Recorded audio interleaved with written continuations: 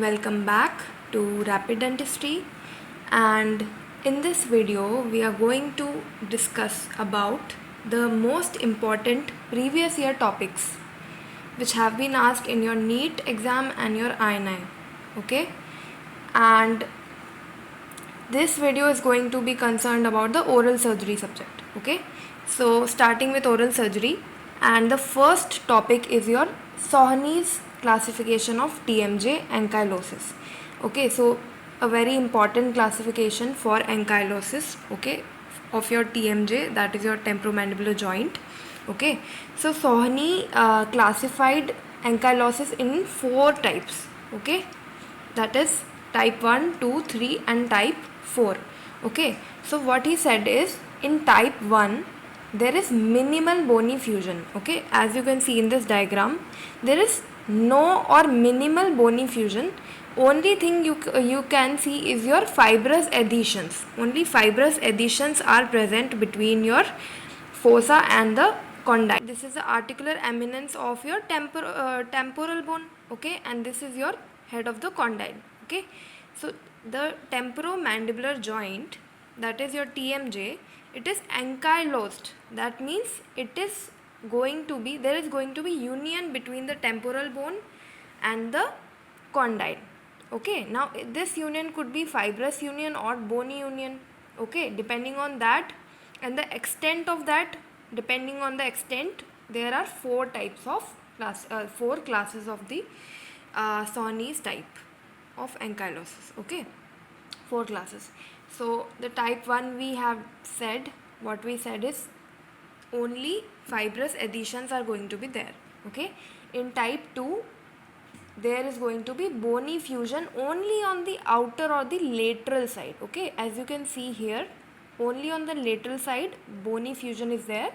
Medial side there is no bony fusion, only fibrous adhesions. All right, in class 3 what you can see is there is a bridge of bone between mandible and the temporal bone. Okay, so there is a bridge of bone, that means the bone is connecting the temporal bone and the mandibular bone.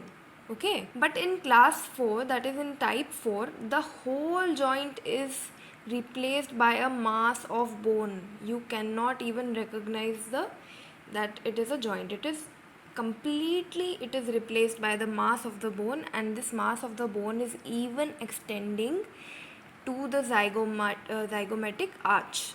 Okay, so there is extension as well as there is replacement of the joint by the bone. Okay, in type 4. So these are the 4 types of the Sohni's classification, and based on these types also we give treatment based on these types only. Okay, so in type 1, where only fibrous union is present, we give the treatment as Brisman forces. That is the passive forces or the passive forceful exercises, mouth opening exercises we give to the patient. Okay, certain exercises, mouth opening exercises are given to the patient to break down those fibers which are connecting your condyle with the temporal bone. Okay, in type 2 what we do is lateral arthroplasty. Okay, why? Because only the lateral part of the condyle is actually ankylosed. Okay, so we are only going to arthroplasty means we are going to modify the shape of the joint. We are going to modify the shape of this lateral part of the condyle. Okay, that is the lateral arthroplasty. Okay, we do not touch the medial side because medial side is normal only, right? So this is the treatment for type 2, only the lateral arthroplasty. That is, the length of the ramus is maintained here in lateral arthroplasty. Okay, we are not creating any gap here. In type 3 and type 4 we are creating a gap because whole of this joint is actually replaced by bone in type 3 and type 4. So what we have to do is we have to create a gap. We have to remove this chunk of bone by burrs, and we have to create a gap, and then we have to reconstruct the joint.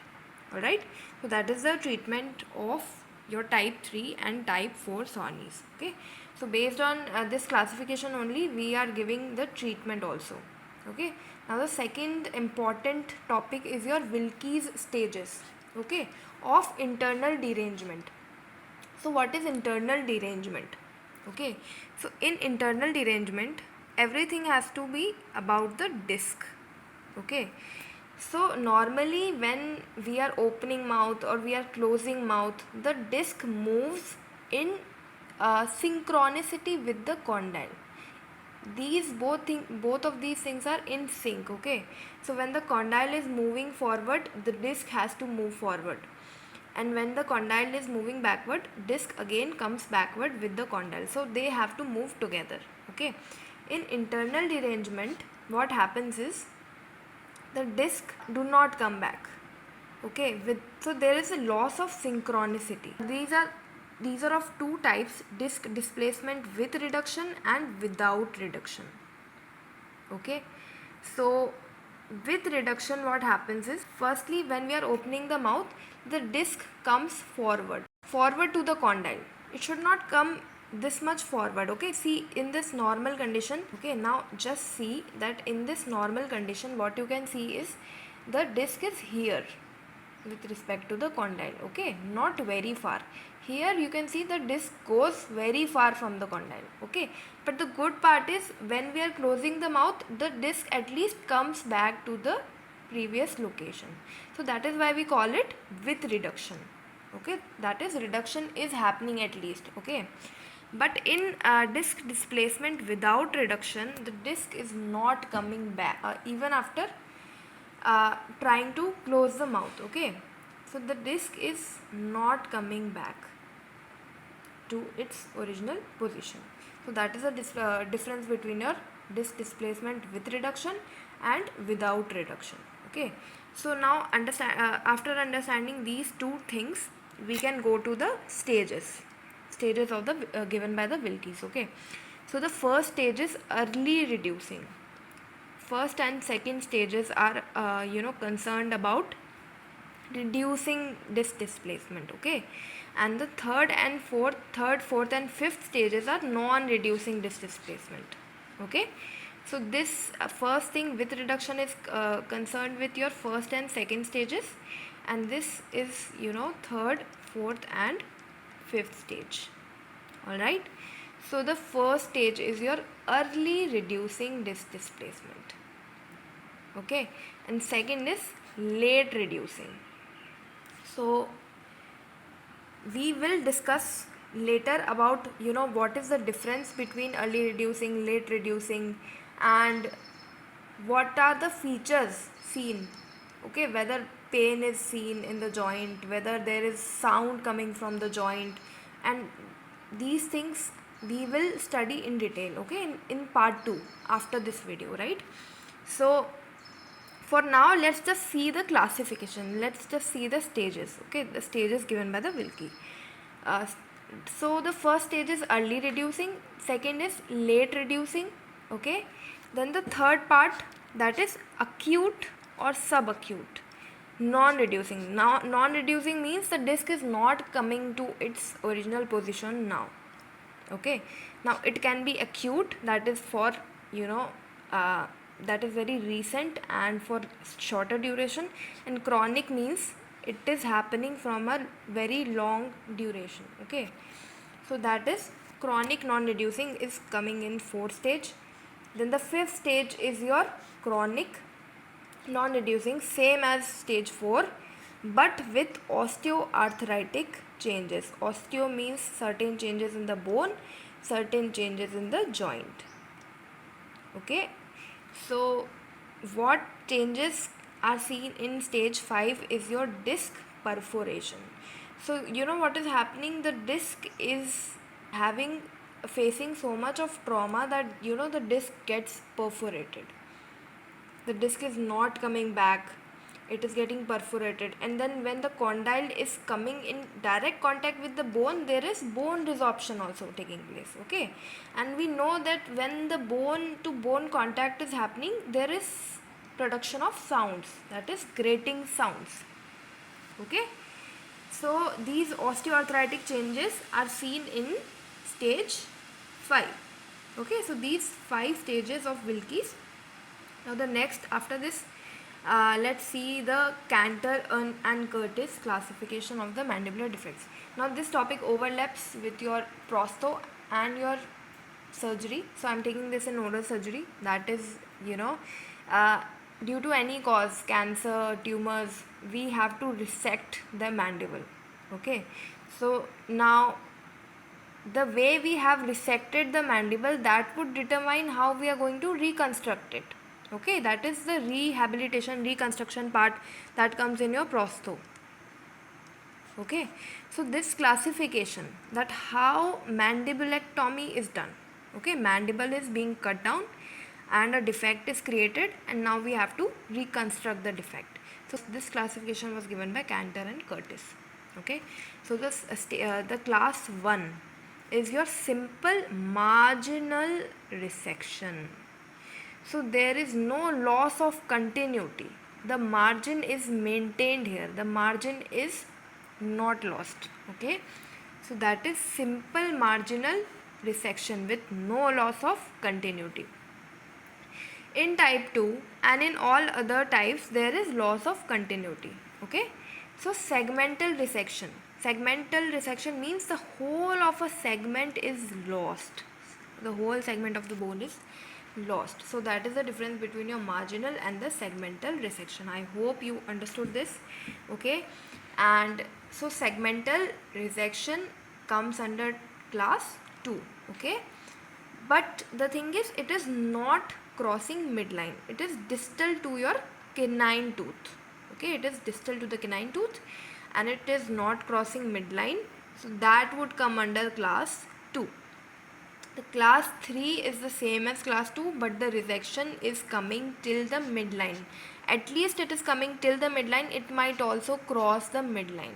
Okay, see, in this case you could see that it is crossing the midline. It is, the defect is even crossing midline to come to the opposite side, right, the adjacent side. So that is your class 3, class 3 Cantor Curtis. Okay, then comes the class 4. So in class 4 there is lateral resection has happened, but we also augment means support. So the bone, wherever the bone is lost, that area we are going to augment or support with a bone graft or a reconstruction plate. Okay, so that happens in your class 4. And we are also giving pseudo articulation. It is not true articulation. Articulation means the joint. So we are giving a pseudo, that is a false way of articulating. That is, it will restore your function of opening mouth, closing mouth, swallowing and all of that. At least the form and function will be restored, but it is not true articulation, right? True articulation like that of a condyle, like that is here, right? So this, we are creating a pseudo form of articulation in type 4. Okay, then in type 5, what we are going to do, we are going to resect the anterior portion.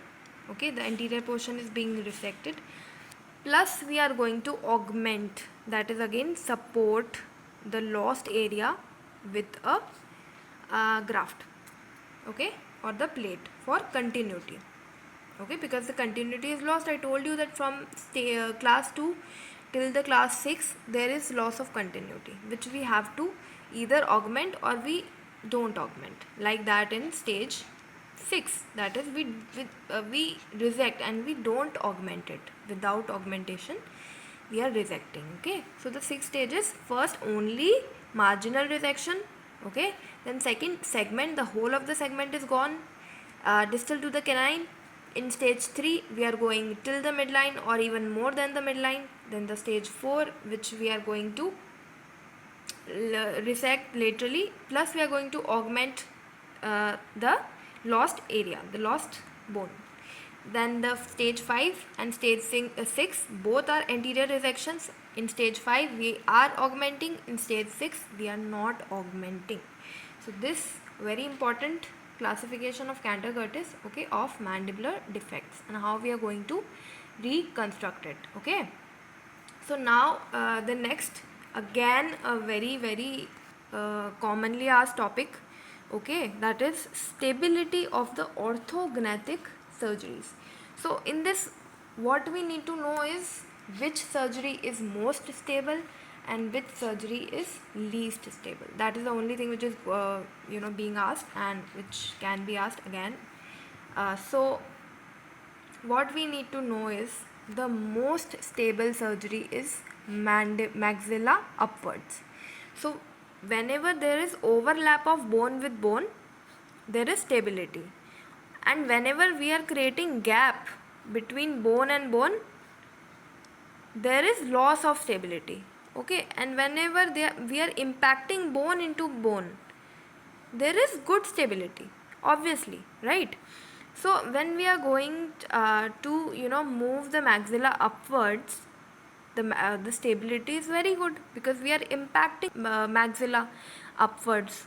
All right, so very stable. Then the second very stable surgery is your mandible forwards. Okay, mandible forwards, which we are doing either in BSSO or IVRO, vertical ramus osteotomy. Okay, so that is the second most stable surgery. Then we have third surgery, that is your genioplasty. Okay, so genioplasty is also very stable, it is considered very stable. Okay, whether we are moving the chin forwards or backwards or any direction, okay, it is considered stable. Now the least stable surgeries. Okay, so the first least stable surgery, it is moving in this direction. Okay, so or the least stable is this thing, maxilla wider. So when we widen the maxilla, so this is the maxilla. Okay, so in between we have mid palatine suture. So when we are widening of the maxilla, what is happening is there is creation of gap between the, we are creating a gap between the mid palatine suture. So this is wherever I told you, wherever we create gap, there is loss of stability. Okay, the second least stable surgery is maxilla downwards, again creation of gap. Then mandible backwards. Now in this, what happens is, it is interesting that there is, what is backwards?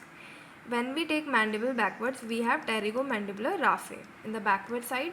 Okay, and we have muscular attachments as well, medial pterygoid, and all those muscles. So these muscular pull or this raphe, this is going to prevent the staying of the mandible backwards. So it is going to relapse our surgery, our orthognathic surgery. So this is again very less stable. So mandible backwards is also less stable. Even if it is not creating any gap, still it is very less stable because of the raphe and the muscular attachments. Alright, at the posterior region of the mandible. So this very important, very important stability of the orthognathic surgery. Okay, after this, let's see bone healing. Okay, bone healing, which we have to study distraction osteogenesis. Okay, in that topic we study foremostly the bone healing. So bone healing is of two types: primary healing, secondary healing. Primary healing also known as direct healing, because there is no formation of callus here. Okay, and secondary healing is basically secondary because there is formation of callus, and there is lot of stages happening in secondary healing. Okay, so the primary difference between primary and secondary is that the gap between the bony segments. For example, this is a bony segment, this is a bony segment. So when the bone is healing, how much is the gap between these two segments? This is very important, and this would determine whether the healing will happen by primary intention or the secondary healing will happen. Okay, so the primary healing occurs when there is less than 1 mm of gap between the bones. Okay, and in secondary healing the gap is more than 1 mm. This is the first thing, the gap. Okay, and this is also known as Primary healing is also known as cortical healing. Okay, so in this we are only concerned about lamellar bone, woven bone. Okay, there is no formation of callus or cartilage here. Okay, but in secondary healing there is formation of callus. What is callus? Callus is nothing but hyaline cartilage. So what happens is, whenever there is, there is a fracture, or we are purposefully, using burrs and separating bones for distraction osteogenesis, which topic we are going to study in detail in further videos. So what is happening is, this gap is created between the bones. Okay, now what happens in between this gap is, there occurs formation of a blood clot or hematoma. Okay, so this blood clot then organizes to form callus, or also known as cartilage. Okay, this is cartilage, hyaline form of cartilage. Then this cartilage again, it mineralizes and it organizes to form woven bone. Okay, bone is formed, and then the woven bone converts into lamellar bone. Now what is the difference between woven bone and lamellar bone? Woven bone is perpendicular. In woven bone, it is the lamella are formed perpendicular to the already present lamellas. Okay, while in lamellar bone, the new lamellas are formed parallel to the existing lamellas of the bone. Parallel. So parallel in lamellar bone, perpendicular in woven bone. So that is the difference. So first, a loosely arranged bone, woven bone is formed, and then lamellar bone is formed. So there are many stages in secondary healing. Okay. Now in primary healing, since there is less than 1 mm of gap present and there is no mobility, we give rigid fixation. Rigid fixation by your recon plates, reconstruction plates, or your lag screws. Okay, while in secondary healing we give semi-rigid fixation, that is your mini plates. Okay, and since there is a gap of more than 1 mm, minimum mobility is present here, whereas in primary healing there is no mobility. Okay, now primary healing is further of two types, that is your contact healing and gap healing. Okay, what is the basic difference between both of these? In contact healing, the gap is even less than 0.3 mm. Okay, while in gap healing, as the name suggests, gap healing, so the gap is more than 0.3 mm. Now it might suggest, when we are hearing it for the first time, that gap healing might be secondary healing, but it is not secondary healing, it is primary healing. Okay, so the name gap, do not get confused by this. Gap healing is primary healing. It's a type of primary healing where the gap is more than 0.3 mm, but of course it is less than 1 mm, because after 1 mm we are going towards secondary healing. Okay, now the difference between contact healing, gap healing. In contact healing, directly lamellar bone is formed directly. There is no woven bone, intermediate woven bone. Okay, so woven bone is formed in your secondary healing as well as in your gap healing. Okay, but remember, in primary healing there is no callus formation, there is no hyaline cartilage, only in secondary callus is formed. So this woven bone then converts into lamellar bone. Woven bone is perpendicular to the lamellae and lamellar bone is parallel to the lamellae, that I have already told you. So this is about your bone healing, which we have to study before we study about distraction osteogenesis. Okay, very very very important.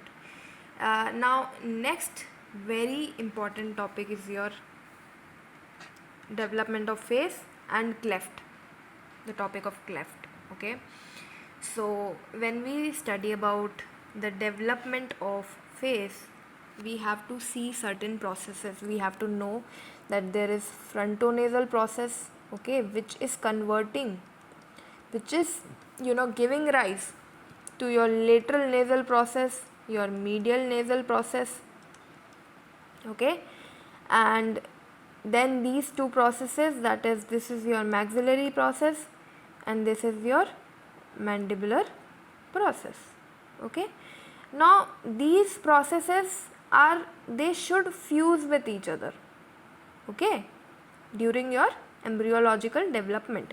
But certain times when these processes fail to fuse, there occurs formation of cleft, okay.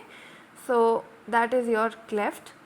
Now we have to know that which all processes fail to fuse, which will lead to these conditions, that is cleft lip, oblique facial cleft, midline cleft lip. So these are repeatedly, these are year after year, these are being asked in these exams, in the your INI NEET as well as university exams. So first we need to know that when the medial nasal processes of both sides fail to fuse, then it leads to midline cleft lip, okay. So this as you can see in this child, there is midline, the cleft is in the midline, okay.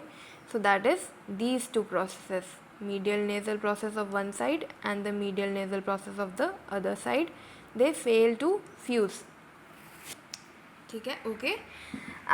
Then the second type, that is unilateral or bilateral cleft lip, okay. So how this happens, this is I don't know how many times this is being asked in the exam. So this happens when the medial nasal process and maxillary process fail to fuse, okay. So this, I'll just rub it so that you can understand it properly. So the medial nasal process and the maxillary process, this is the medial nasal process and this is the maxillary process. So when this could not fuse, if it is happening on one side, unilateral cleft lip, if it is happening both sides, bilateral cleft lip, okay. So in this you can see only one side, medial nasal process unable to fuse with the maxillary process, both sides unable to fuse, then again this is bilateral cleft lip, okay. Now oblique facial cleft, as you can see in this child, see where the cleft is present, okay. So this is happening between the lateral nasal process and the maxillary process, or it can happen between the maxillary process and the mandibular process, okay. So it can happen here or it can happen here also, like this, okay. This is due to your lateral nasal process, when the lateral nasal process is unable to fuse with your maxillary process, and this is forming when the maxillary process is unable to fuse with the mandibular process. So this is your oblique facial cleft. Then the last thing is your isolated palatal cleft. So as you can see in this diagram, there is only cleft of palate, the lip is normal, alveolus is normal, everything is normal. So this is happening when the midline, both the palatal shelves are not fusing with each other. Palatine shelves. So we have palatine shelves of left side, palatal shelf of right side. Both of these have to fuse in midline. Now when they are not fusing in the midline, it is leading to the palatal cleft. Okay, so these four conditions we have to know properly. We have to 100% we have to know that which process is unable to fuse with which process. You just have to keep this image in your mind, this image of the embryological development of the face, and then it's very easy, it's the piece of cake, okay, to answer these types of questions. Now further, we need to know certain classifications, very important, related to your cleft. Okay, so first is your view. View gave four classes of four types of cleft. Okay, the first cleft is involving, the view type 1 is involving soft palate only. Okay, so this extending only till the soft palate, while view 2 is starting from the soft palate, is going and involving the hard palate also. Okay, now so this we know that after your incisive foramen, posterior to the incisive foramen we have secondary palate, anterior to the incisive foramen, this thing we have primary palate. So in view 2 only secondary palate is involved, while in view 3 what is happening is unilaterally this cleft is involving soft palate, then the hard palate, then it is going to involve the primary palate, then the alveolus where the teeth are present. Okay, this is involving the alveolus, and all of these structures are involved one side. So unilateral is view 3. View 4 is bilateral. Same thing, again starting from soft palate, hard palate, primary palate, alveolus of one side, then the primary palate, alveolus of second side, and this is view 4. Okay, then another classification is your Tessier classification. So he gave classification of the facial clefts. So the one facial cleft we had already seen is your oblique facial cleft.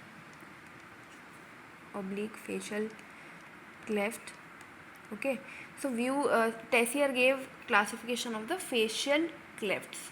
Okay, so this we had seen that this child is having oblique cleft, facial cleft, which is a kind of facial cleft, right? So this is classified by Tessier.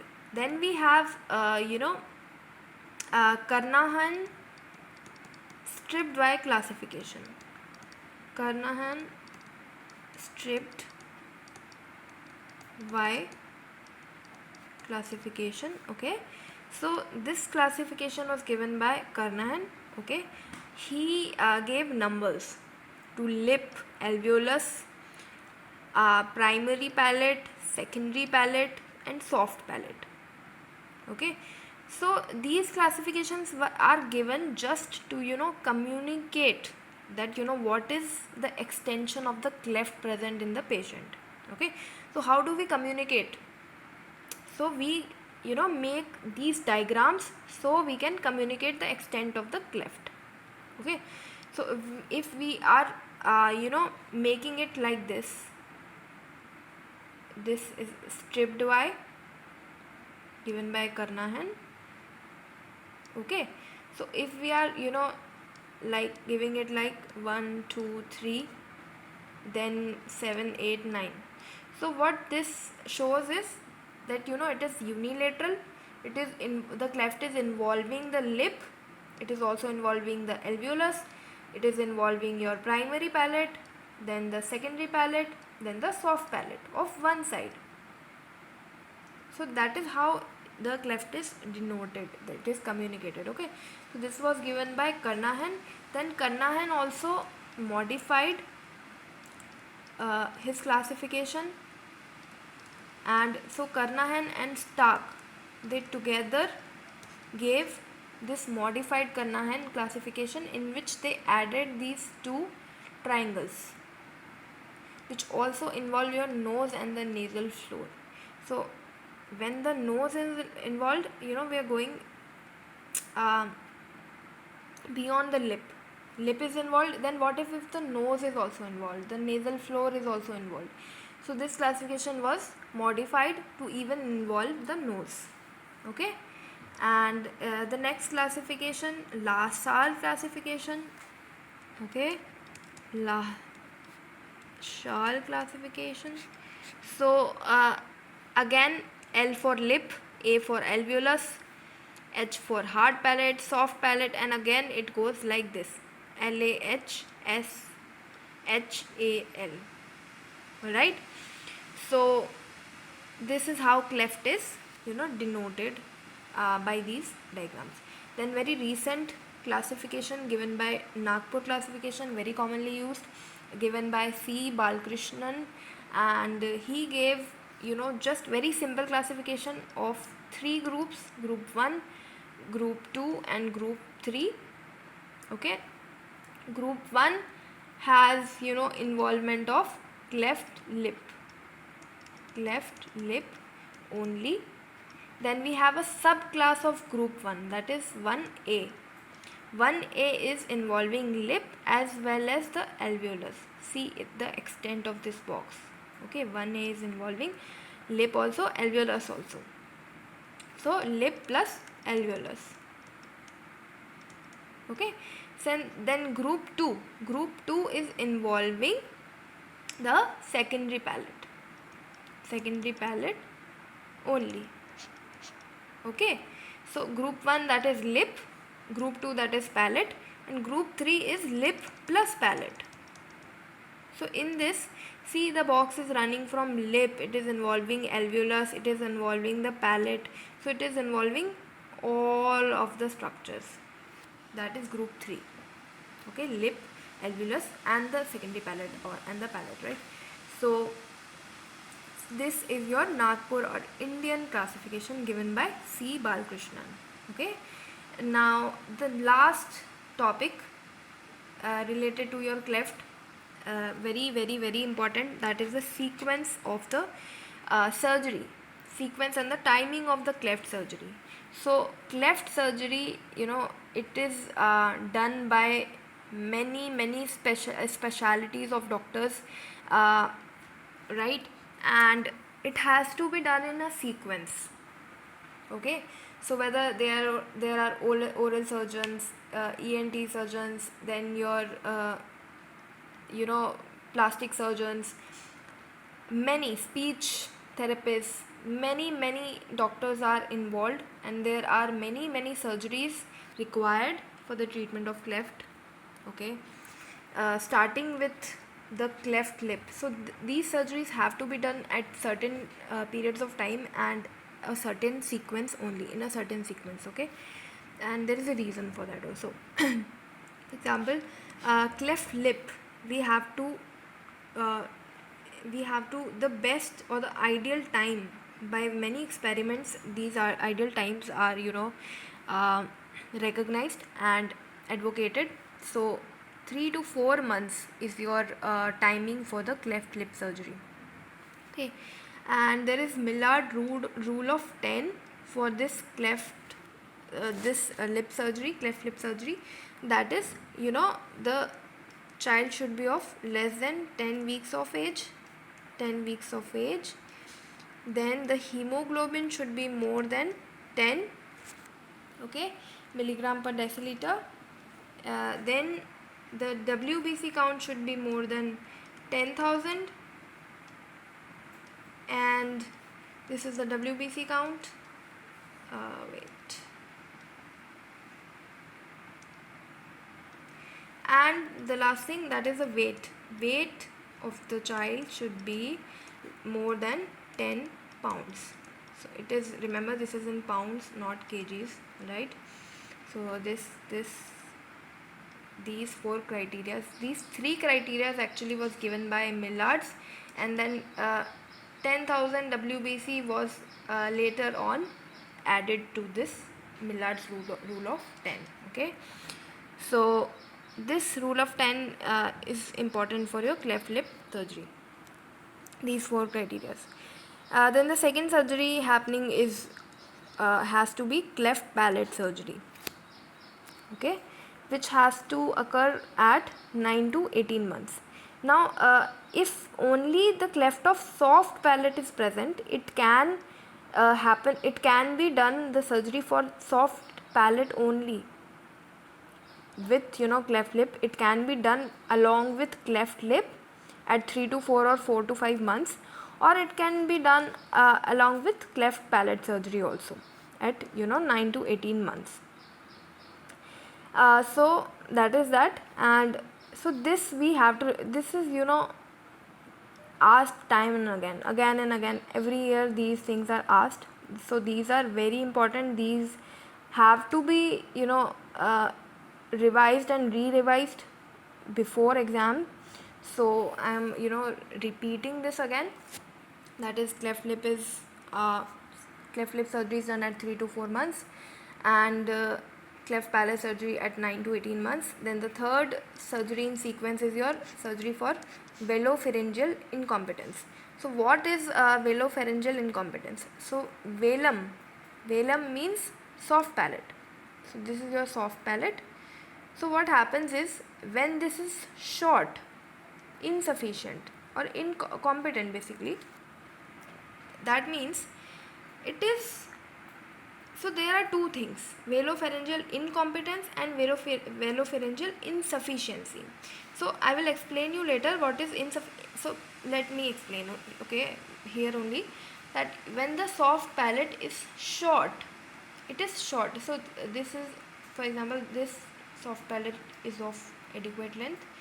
When this is short, this is insufficient, this will be called as velopharyngeal insufficiency. So what happens is, if this is short, what happens, there is a communication between the oral cavity and the nasal cavity, okay. So air can pass from oral cavity to the nasal cavity. So what will happen, there will be nasal twang in the speech. Nasal twang kind of a voice will come when the speech is done, when the child speaks, okay. So that happens. And even with incompetence, now what is the difference between insufficiency and incompetence? In incompetence, the muscle of the soft palate, they are not competent, they do not have adequate strength or tonicity to maintain their structure, so that the oral cavity and nasal cavity is separated properly, okay. So there is no competence is lost, the length is proper, the length is lost in insufficiency, okay, but the competence, that is the tonicity of the muscle, is lost in your velopharyngeal incompetence. Yes. So for that certain grafts and all are done, which are done at 3 to 5 years of age, okay. So after this the next surgery in line is your alveolar bone grafting, that is ABG, okay. Alveolar bone grafting. Now before this, all the surgeries we have done is surgeries of soft tissues, okay. But in cleft lip surgery, cleft palate surgery, what we are doing, we are simply uh, proximating the soft tissues to cover or fill to cover the gap, which is the cleft actually. So these are soft tissue surgeries, while ABG is hard tissue surgery, okay. And this has to be done at 6 to 9 years of age, that is your early mixed dentition, and before the canine erupts. Before the canine erupts, what we have to do, firstly we have to widen the maxilla. We have to widen the maxilla. Why? Because in cleft lips, if in cleft palate surgery, I forgot to tell you one very important thing. In cleft palate surgery, what happens is, we basically are, what we are doing, we are filling, we are proximating the tissues from the right and left side of the palate, okay. So what is happening is, there is stoppage of the growth of the maxilla afterwards, and there what happens is maxillary hypoplasia happens. Maxillary hypoplasia, that is, the maxilla is not able to grow the normal amount after the cleft palate surgery because of the scar tissue which is formed after the surgery, right? So that is why we want to delay the cleft palate surgery as much as possible, because we want the growth to happen as much as possible. Okay, but we cannot delay it very much, more than 18 months. Why? Because speech development starts to happen. That is why we are taking a range of 9 to 18 months, because we do not want to hamper the speech development. If there is a gap between in between your palate, the speech cannot happen properly, because the air will pass between the nasal cavity, oral cavity. So this speech, if becomes defective, it is very hard to treat later on. Okay, so we cannot extend the cleft palate surgery more than 18 months. Based on the speech development, we decide the timing of the cleft palate, because both things are there. Okay, because of the scar, the growth of the maxilla stops, and if we delay the surgery very much, then speech development can get hampered. So there is a proper range. Okay, now so I was telling you about ABG. Okay, so how ABG is done? It firstly we will widen the maxilla, because the maxilla is it is hypoplastic. So we will widen the maxilla, we will put bone grafts in between the defect, the in between the gap which is there, and when the bone graft is there, is placed, then the canine can erupt. Otherwise, how will the canine erupt if there is no bone? Canine is unable to erupt. That is why we are doing ABG before the canine eruption. So we are putting bone grafts, as the name suggests, alveolar bone grafting. That is, we are putting bone grafts in the alveolus.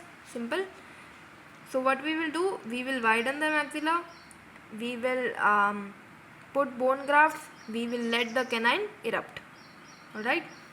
After this, when the growth stops, that is after your pubertal growth spurt ends, growth stops, we will do the remaining adult surgeries, that is your orthognathic surgeries, for whatever the discrepancies are left between the jaws. Okay, whether maxilla is still hypoplastic or whatever, for those things we are doing orthognathic surgeries. Rhinoplasty, that is reshaping of your nasal tissues, then lip revision surgeries, and many more surgeries are yet to come in this cleft patient. So this is the sequence and the timing of the cleft surgery, very very very very important. And all these classifications we discussed about the cleft patient, very important.